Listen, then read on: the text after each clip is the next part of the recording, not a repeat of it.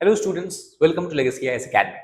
Let us try to understand the issues related to or challenges related to the Uttarakhand cave rescue, where the workers who were working inside the tunnel has finally been rescued after almost 18 days through a process of what we refer as rat hole mining. So in this video we are going to discuss what was the region, or what we can say general reason, which has led to the tunnel collapse. What is the ecological status of Himalayas as far as the tunnel structure, tunnel digging is concerned, and what is the rat hole mining, which was in news for past few days.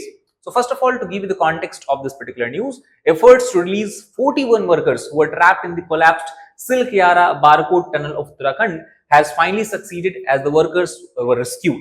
Rat hole miners were called in after the initial attempt was made to use the auger machine, which was to drill through this collapsed part of tunnel and rescue the workers, but that failed because the auger machine has encountered what we can say as RCC or fabricated steel and iron related obstacles. So rescuers then tried cutting through the blade stuck inside the rescue pipes and removing it piece by piece in a method that is called as rat hole mining, because it very strongly imitates the method that is used by rodents such as rats and mouses to dig through the ground layer or the surfaces. So as large metal pieces hindered the machine drilling, the rescuers went ahead with rat hole mining.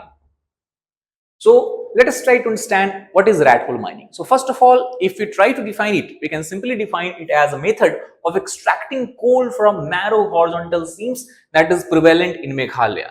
And that is why rat hole mining is a very popular method of mining in the state of Meghalaya. The term rat hole basically is referred to a narrow pits that is dug into the ground, typically just large enough for only one person to descend and extract the coal from the coal seam beds. Once the pits are dug, miners descend using ropes or bamboo ladders to reach the coal seams. The coal is then manually extracted using primitive tools such as pickaxes, shovels, and basket. However, the rat hole mining itself can be divided into two types. First, which is called as side cutting procedure, and the second is referred as the box cutting procedure. So let us try to understand each of these one by one. Now, as we can clearly see from this particular picture, side cutting procedure is something that is shown in the first picture. So it can be defined as when the narrow tunnels are being dug along the hill slopes, as you can see from here, and workers then go inside until the point where they are able to find the coal seam. Then the coal seam in the hills of Meghalaya, since it is very thin, less than 2 meters in most of cases, this method yields good amount of coal for the miners. On the other hand, the second type of rat hole mining is what we refer as box cutting. In box cutting, as we can see from this picture, a rectangular kind of opening is made through the mountain structure or hill structure, which can vary from 10 to 100 square meters depending on how many people are expected to descend through this. And then through a vertical pit that is dug, it goes as far as 100 to 400 feet deep. Once the vertical pit 100 to 400 feet in depth and 10 to 100 square meters in the area is dug, the coal seam is found. As you can see from this picture, up to here we have the rocks, and from this layer you have the availability of coal seams. So once the coal seam is found, rat hole size tunnels are dug then horizontally, as we can see from these areas. These are the horizontal rat holes, and through which workers then extract the coal, and then via ladders or lift it is transported back to the surface. So basically, the nature of drilling, whether it is horizontal drilling or whether it is a side drilling, is how we can classify the rat hole mining into two different types. Now, obviously, such kind of mining poses a huge environmental and safety concern, especially in unstable mountains of Himalayas, whether it is in the north or whether it is in the eastern part. Now, what are the significant safety and environmental hazard that can occur due to such kind of mining? Let us try to understand this also in detail. So first of all, as you know, most of the rat hole mining that happens in the Himalayas are unregulated in nature. And since it is unregulated in nature, generally the miners who are working, the workers who are working in the drilling processes, they do not have proper ventilations, they do not have proper structural support, or also they are working without proper safety gear. Thus, chances of accidents become manifold high. Second, if we talk about ecological issues, obviously the land degradation, deforestation, as well as water pollution and contamination are some other side effects of such kind of mining process. If you look at the rate of accidents or the nature of accidents due to the hazardous working conditions, as we have discussed before, environmental damage and numerous activities leading to injuries and fatalities have been reported in such cases of drilling. And thus, it is due to this reason, many times authorities have attempted to regulate or ban such practices even if possible. But despite that this has persisted, the reason is mainly economic in nature. The Rathole mining is something that we can say is one of the cheapest mode of mining or extraction of minerals from the rock beds of hills and mountains, and also due to the absence of other viable alternatives, the livelihoods for the local population becomes at risk, and that is why even the workers are willing to work at certain wages because it is able to help them in getting a square meal. However, if you look at the decisions that has been taken by the National Grading Tribunal, it has categorically banned the practice in 2014 and retained the ban again when the matter was referred to it in the year 2015. While basically retaining the ban, it has made a clear statement that it is also informed that there are umpteen number of cases where by virtue of rat hole mining during the rainy season especially, water flooded into the mining areas, resulting into deaths of many individuals, including employees and workers. Thus, obviously, it poses a great threat to the lives and security of the people. The order we talk about specifically was given in the connection of Meghalaya, where this remained a prevalent procedure for coal mining, as we have discussed in the initial part of video. The state government, however, has appealed the order in the Supreme Court against the NGT's order. Now, what is the causes of Uttarakhand tunnel collapse? Again, the cause is something that we cannot categorically say with 100% certainty that this was the reason behind the tunnel failure or tunnel collapse. However, there are certain what we can say guesses that can be made. For example, the failure that we have recorded was located around 200 to 300 meters from the mouth of the tunnel.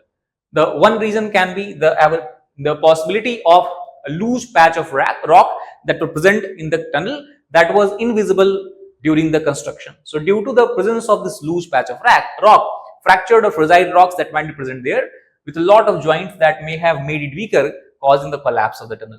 Second possibility is due to the seepage of water through the loose patch. For example, whenever water passes through a rock system, it erodes the loose rock particles over time, and due to this what happens, a gap is created on the top of tunnel which cannot be seen, and suddenly when the gap becomes so huge in area, the void becomes so huge in area that it cannot support the overall structure, it finally collapses. So, as we have discussed, these are only general principles and we must wait for the results of the comprehensive investigation in this case. So, how the tunnels are dug? Now, tunnel digging is something that is not a new practice. It has been going on for at least 200 years in the past. So, how the tunnels are dug, especially across the mountain? So, two methods are there that is generally used in the case of India as well.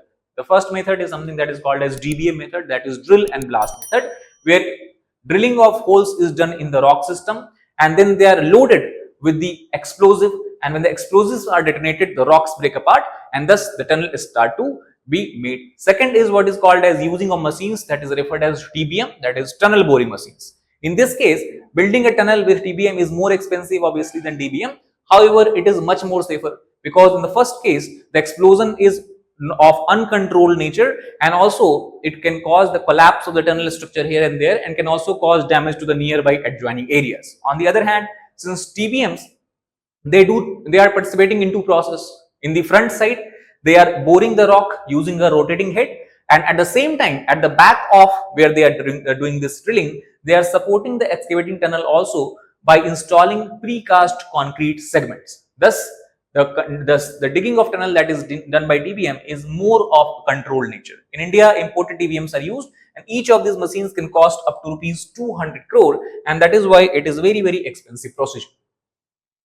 Now, after the Uttarakhand tunnel collapse and before also several such incidents like landslides have been reported in this area, the question is asked every now and then that how fragile is the Himalayan region and should we stop drilling tunnel in Himalayas at all? Now, here the answer is that if you try to understand it from the geological perspective, Himalaya is still a very young mountain. They have formed roughly somewhere about 40 million years ago, and the most outermost part of Himalayas is formed just about 10 million years ago. So, they are a very young mountain. They are kind of fold mountains in nature that has formed due to the collision, as you can see from the picture here, due to the collision of Indian plate coming from the south and Eurasian plate that is located in the north. and still Indian plate has not stopped moving. It is still moving at a rate of about 4.5 centimeter every year and keep on pushing toward Eurasian plate, that causes the further rise and instability in the Himalayan mountain system. So obviously, because of this nature of the mountain, there are several patches where the rock is indeed, the mountain system, the rock system is indeed too fragile for a tunnel, but at other places the rock is very good.